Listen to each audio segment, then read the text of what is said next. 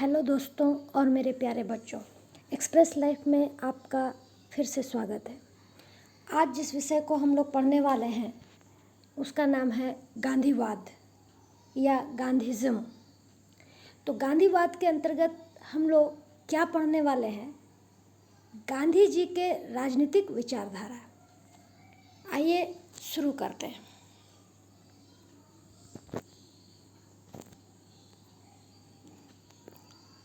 गांधीज़्म भारतीय स्वतंत्रता आंदोलन में 1920 से 1947 तक का युग गांधी युग के नाम से जाना जाता है। तो आप आसानी से इस लाइन को याद रखेंगे कि 1920 से लेकर 1947 तक का पूरा युग जो है वो गांधी युग के नाम से जाना जाता है।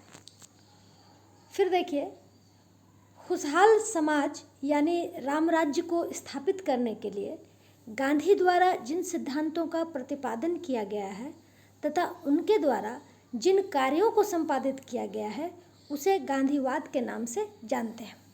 मतलब कि एक ऐसे समाज की स्थापना चाहते थे गांधी जी जो राम के आदर्शों, राम राज्य के आदर्शों पर आधारित हो।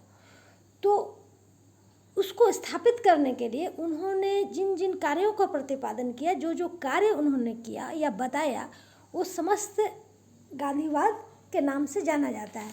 यहाँ एक बात और बता दें कि Gandhi ji Hobbs, lock, Rousseau और मार्क्स की भांति ऐसे विचारक नहीं थे जिन्होंने अपना जीवन किसी व्यवस्थित दर्शन के निर्माण में लगाया, बल्कि वे एक ऐसा दर्शन लाना चाहते थे जो व्यवहारिक दर्शन हो, जो व्यवहार में दिखाई दे। तो चलिए आगे देखते हैं। यहाँ देखिए, गांधीवाद केवल मात्र विचारों की गठरी न होकर व्यवहारिक कार्यों का भी नाम है।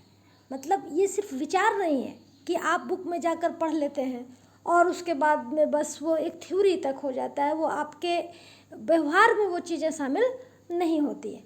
तो उन्होंने व्यवहारिक कार्यों को भी अपने रोज़मर्रा के कार्यों में शामिल करने के लिए कहा। उन्होंने कहा कि जो बुक्स में हम पढ़ते हैं, जो किताबों में हम पढ़ते हैं, जो सिद्धांत हम लोग पढ़ते हैं, उन सिद्धांतों को अपने कार्यों में शामिल करें। और तभी उन्होंने कहा था कि गांधीवाद सत्य, अहिंसा, नैतिकता, सहनशीलता और परोपकार जैसे मानवीय और धार्मिक तत्वों पर आधारित विचारधारा है। मतलब गांधीवाद कौन सी विचारधारा है? वह विचारधारा जिसमें सत्य पर चला जाए, जिसमें अहिंसा का मार्ग अपनाया जाए, जिसमें नैतिकता हो, जिसमें सहनशीलता हो, सहने की क्षमता हो, जो परोपकार करता हो, मतलब दूसरों का उपकार करता हो। ऐसे गुण जो है इस विचारधारा में शामिल थे। दूसरे शब्दों में गांधीवाद सादगी और सदाचार पर आधारित वाद है।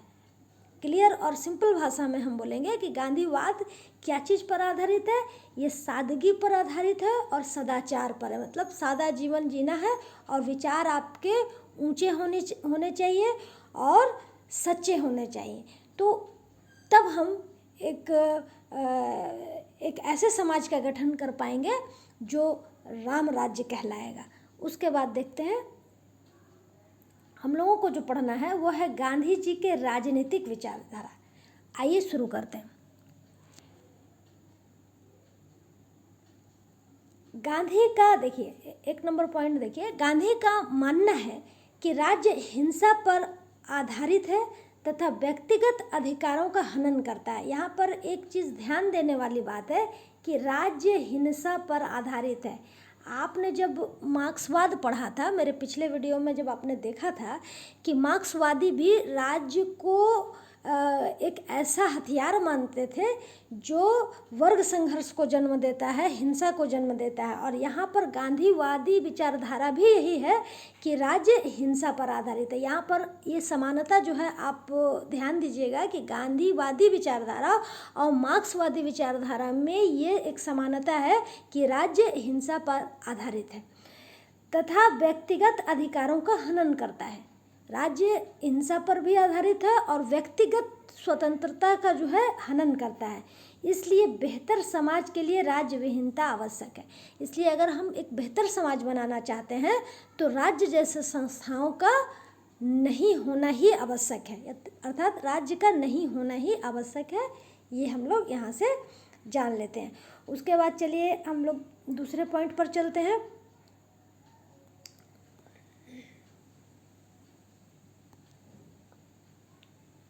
यहाँ देखेंगे हम लोग पॉइंट नंबर 2 पर। गांधी जी पंचायती राज को आवश्यक मानते हैं क्योंकि इससे सत्ता का विकेंद्रीकरण होता है। यहाँ याद रखेंगे कि पंचायती राज क्या है, आप लोग जान रहे हैं पंचायत सिस्टम, और आप जान रहे हैं कॉरपोरेशन। ये सब जो संस्थाएं हैं आपने देखा भी होगा, कॉरपोरेशन का नाम सुना होगा, पंचायत राज का नाम सुना होगा, पंचायत का नाम सुना। तो गांधी जी चाहते थे कि इस तरह से छोटे छोटे लोग संस्थाएं हों ताकि जो जनता है, जो साधारण मनुष्य है, वो इनसे जुड़ सकें, इनके पास जा सकें अपनी समस्याओं को लेकर के। तो इससे क्या है कि समस्त शक्ति एक सत्ता के हाथ में केंद्रित नहीं होगी, बल्कि छोटे छोटे संस्थाओं में उस शक्तियों का बंटवारा हो जाएगा, विकेंद्रीकरण हो जाएगा। तो इससे जनता को काफ़ी सुविधा प्राप्त होगी। उसके बाद हम लोग तीसरे पॉइंट पर चलते हैं। देखिएगा यहाँ पे तीसरा पॉइंट हम लोग पढ़ेंगे। उन्होंने सत्य, अहिंसा, ईमानदारी, नैतिकता, परोपकार, सादगी और सदाचार इत्यादि मानवीय मूल्यों पर राजनीति में समावेश करना चाहा ताकि राजनीति का आध्यात्मिकरण हो सके। याद रखेंगे यहाँ पे कि उन्होंने क्या चाहा था, उन्होंने चाहा था राजनीति का आध्यात्मिकरण। राजनीति का आध्यात्मिकरण से क्या मतलब है कि आत्मा के अंदर जो है राजनीति करने की भावना, और आत्मा के अंदर जब ये भावना आएगी तो उसे किस पथ पर चलना पड़ेगा, उसे चलना पड़ेगा सत्य के मार्ग पर, उसे चलना पड़ेगा अहिंसा के मार्ग पर, उसे होना पड़ेगा ईमानदार, उसे होना पड़ेगा एक नैतिक व्यक्ति, उसे होना पड़ेगा एक परोपकारी, उसे होना पड़ेगा सादगी में लिप्त, सादा जीवन जीने वाला, सदाचार की भावना रखता हो जो। तो इतने गुणों को वो कहाँ चाहते थे, वो चाहते थे कि जब राजनीति की बात आती है तो जो राजनीतिज्ञ हैं, जो राजनीति करते हैं, उनके अंदर ये जो है आध्यात्मिकरण, राजनीति के आध्यात्मिकरण में ये समस्त गुणों का होना बहुत आवश्यक है, तभी राजनीति सफल हो पाएगी, वरना राजनीति लोगों का भला नहीं कर पाएगी। उसके बाद हम लोग देखते हैं पॉइंट नंबर 4 पर चलेंगे। बड़ा इम्पोर्टेंट पॉइंट है, अच्छी तरह से देखते हैं बच्चों हम लोग पॉइंट नंबर 4। यहाँ देखते हैं निजी संपत्ति पर अंकुश के लिए गांधी जी ने ट्रस्टीशिप सिद्धांत का प्रतिपादन किया। कहने का अर्थ था यदि पूंजीपतियों के पास आवश्यकता से अधिक धन हो जाए तो उसे ट्रस्ट को दे देना चाहिए। क्यों दे देना चाहिए? ताकि वो ट्रस्ट धन को गरीबों के कल्याण के लिए, यहाँ पर देखिएगा बच्चों, यहाँ पे ये सर्च नहीं है, यहाँ पे खर्च करें, ठीक है, खर्च, ये प्रिंटिंग मिस्टेक है। निजी संपत्ति पर अंकुश, यहाँ देख लीजिए, निजी संपत्ति पर अंकुश लगाने के लिए उन्होंने क्या कहा कि बहुत लोग जो पूंजीपति हैं उसके पास आवश्यकता से अधिक धन है, उस धन की उसे आवश्यकता नहीं है, वो जमा कर कर रख रहा है, तो उसे ऐसा नहीं करना चाहिए। उन्होंने कहा कि वो क्या करें, वो जितनी उनकी आवश्यकता से ज़्यादा जो पैसे उनके पास हो जाते हैं वो ट्रस्टीशिप यानी ट्रस्ट को दे दें, है ना। और ट्रस्ट को क्यों दे दें? ताकि वो ट्रस्ट जो है उस पैसे से गरीबों का कल्याण कर सके। तो इस प्रकार से उन्होंने जो है संपत्ति के ऊपर भी अंकुश लगाने की बात कही थी। उसके बाद हम देखेंगे अगले पॉइंट को, पॉइंट नंबर 5 पर चलेंगे हम लोग। राष्ट्रवाद के संबंध में गांधी जी की धारणा उग्र और संकीर्ण नहीं थी, वह अंतर्राष्ट्रीयवाद के समर्थक थे। यहाँ पे ध्यान देंगे, अंतर्राष्ट्रीयवाद के समर्थक थे, ठीक है। मतलब कि वो ये नहीं चाहते थे कि हम अपने देश से प्रेम करते हैं, ठीक है, हम अपने देश से प्रेम करते हैं, करना भी चाहिए, हमें अपने देश के प्रति लगाव है, हमें अपने देश के प्रति बलिदान करनी चाहिए, ये समस्त बातें होनी चाहिए। लेकिन इसका अर्थ यह नहीं कि हम अन्य राष्ट्रों के साथ संबंध ना बनाएं, अन्य राष्ट्रों के साथ मधुर संबंध ना बनाएं। उनका कहना था कि अपने राष्ट्र से प्रेम करते हुए, अपने राष्ट्र के प्रति भावना रखते हुए भी अन्य राष्ट्रों के साथ हमें मधुर संबंध बनानी चाहिए। तो इस प्रकार हम कहेंगे कि वो एक उग्र राष्ट्रवादी नहीं थे, बल्कि अंतर्राष्ट्रवादी थे। उसके बाद चलेंगे पॉइंट नंबर 6 पर। अत्याचार के विरोध के लिए उन्होंने सत्याग्रह का प्रयोग किया। याद रखेंगे, सत्याग्रह का प्रयोग उन्होंने क्यों किया था? उन्होंने अत्याचार के विरोध के लिए। सत्याग्रह वह सुधार का माध्यम है, वह तरीका है जिससे हर प्रकार के सुधार किए जा सकते हैं। जब कोई व्यक्ति किसी निरंकुश सत्ता का विरोध सत्य और अहिंसा के नियमों का पालन करते हुए करता है, तो वह व्यक्ति कोई साधारण व्यक्ति नहीं होता, वह सत्याग्रही होता है। यहाँ पर ध्यान देंगे कि कौन सा व्यक्ति, किस व्यक्ति को वो सत्याग्रही मान रहे हैं? जो निरंकुश सत्ता, ठीक है, निरंकुश सत्ता कौन था हमारे देश में? मालूम है ना, हमारे देश में निरंकुश सत्ता ब्रिटिश शासक थे, और उन्हीं के विरोध में गांधी जी ने सत्य और अहिंसा के नियमों का पालन करने की बात कही थी कि जो इस सत्ता के विरोध में लड़ेगा, लेकिन कैसे लड़ेगा? वो लड़ेगा अहिंसा के। अहिंसा क्या चीज़ है? अहिंसा भी आप अच्छी तरह से समझ लीजिए। अहिंसा का मतलब उन्होंने क्या कहा था? अहिंसा का अर्थ केवल नहीं मारना नहीं है, बल्कि इसका अर्थ है मन, वचन एवं कर्म के द्वारा किसी भी जीवधारी को आघात या कष्ट न पहुंचाना। याद रखेंगे, अहिंसा का मतलब उन्होंने सिर्फ ये नहीं कहा था कि हम किसी को न मारे तो वो अहिंसा है। बहुत बहुत नज़दीक की बात है, इसको अच्छी तरह समझिए। किसी को न मारना केवल अहिंसा नहीं है, अहिंसा एक और चीज़ है। क्या है अहिंसा? कि हम किसी के मन को अपने वचन से या अपने कर्म से नहीं दुखाएं, आघात ना पहुंचाएं। अपनी भाषा से या अपने कर्मों से अगर किसी को हम आघात पहुंचाते हैं तो वह भी जो है हिंसा ही होता है। इसलिए अहिंसा आप शस्त्र से भी ना करें और अपने भाषा से, वचन से, कर्मों से किसी भी तरह से किसी को आघात ना पहुंचाए। यही अहिंसा का अर्थ उन्होंने बताया था। उसके बाद चलिए अब हम लोग नेक्स्ट पॉइंट पर चलते हैं कि गांधी जी द्वारा सत्याग्रह के 5 तकनीक या तरीके बताए गए हैं। उन्होंने 5 तकनीक को बताया कि सत्याग्रही क्या क्या कर सकते हैं। असहयोग, सविनय अवज्ञा, हिजरत, उपवास और हड़ताल। असहयोग का अर्थ क्या हुआ समझ लीजिए। यहाँ पर असहयोग आंदोलन का अर्थ है कि अन्यायी को यदि जनता का सहयोग मिलना बंद हो जाए तो शोषण व अन्याय ज़्यादा दिन तक नहीं चल सकता। मतलब कि जो अन्यायी है उसका सहयोग करना छोड़ दें। आपने देखा भी होगा 1920 के असहयोग आंदोलन में यही सारी बातें शामिल थीं, जहां सरकारी विद्यालय, अदालत, विधानमंडल, इन सब चीज़ों का बहिष्कार किया गया था। सरकार के द्वारा दी गई उपाधियों को लौटा दिया गया था, विदेशी माल का बहिष्कार किया गया था। तो ये समस्त चीज़ें जो है वह असहयोग आंदोलन में शामिल थी। उसके बाद हम लोग चलेंगे सविनय अवज्ञा।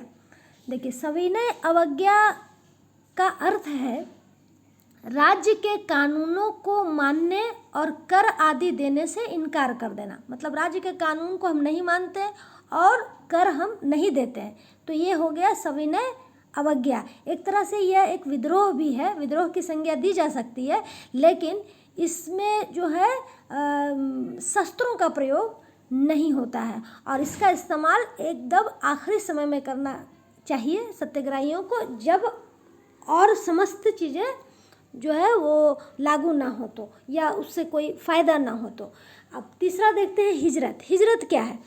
उन्होंने हिजरत के संबंध में जो बातें कही वो आप देख लीजिए। स्वेच्छा से अपने देश को छोड़ देना, अपनी इच्छा से देश को छोड़ देना। मतलब कि गांधी जी ने ये सलाह दिया था कि उन लोगों को जिनका आत्मसम्मान एक स्थान पर आत्मसम्मान का हनन किया जा रहा हो, उसके आत्मसम्मान को यदि ठेस पहुंचाया जा रहा हो, तो उसे स्वतः ही उस स्थान को छोड़ देना चाहिए और वहाँ से चले जाना चाहिए। इनडायरेक्टली अगर कहा जाए तो वो ब्रिटिश शासकों को ही कह रहे थे कि जब हमारे देश में उन्हें सम्मान नहीं मिल रहा है तो उन्हें स्वेच्छा से, अपनी इच्छा से ही देश को छोड़कर चले जाना चाहिए। उसके बाद नेक्स्ट देखेंगे उपवास। उपवास क्या था? देखिए, उपवास एक कठिन तपस्या है और किसी पर दबाव डालने का ये श्रेष्ठ साधन भी है। उपवास रखने वाला जो है वो दूसरों को कष्ट नहीं पहुंचाता है, उपवास रखने वाला खुद को कष्ट पहुंचाता है। और क्यों कष्ट पहुंचाता है खुद को? वो खुद कष्ट उठाता है और आत्मशुद्धि करता है, ताकि विपक्षी जो है, जो उसके अगेंस्ट में खड़ा है, उसके विरोध में खड़ा है, वो उसमें कुछ बदलाव आ सके। इसीलिए उन्होंने देखे होंगे, उन्होंने जो है बहुत कठिन उपवास भी किए थे ताकि ब्रिटिश शासकों को वो बदल सके, उनके मन को बदल सके। तो अपने दुश्मन को बदलने के लिए जो है उपवास का सहारा भी लिया जा सकता है, उन्होंने कहा था। उसके बाद नेक्स्ट देखेंगे हड़ताल। हड़ताल का अर्थ है कि काम धंधा बंद करके अपनी मांगे मनवाने की कोशिश की जाए। और ये आमतौर पर देखे होंगे आप लोग कि श्रमिक या छात्र लोग जो है या कर्मचारी लोग जो हैं इस हड़ताल को अपने विरोध का माध्यम बनाते हैं। और लेकिन हड़ताल के दौरान हिंसा या अपने साथियों के साथ जोर जबरदस्ती का व्यवहार नहीं किया जाना चाहिए। तो ये तमाम बातें थी जो आज हम लोगों ने इसमें पढ़ी है और ये बहुत ही इम्पोर्टेंट भी है। तो नेक्स्ट हम लोग अगली वीडियो में मिलेंगे। बहुत बहुत धन्यवाद और एक्सप्रेस लाइफ चैनल को सब्सक्राइब करें। धन्यवाद।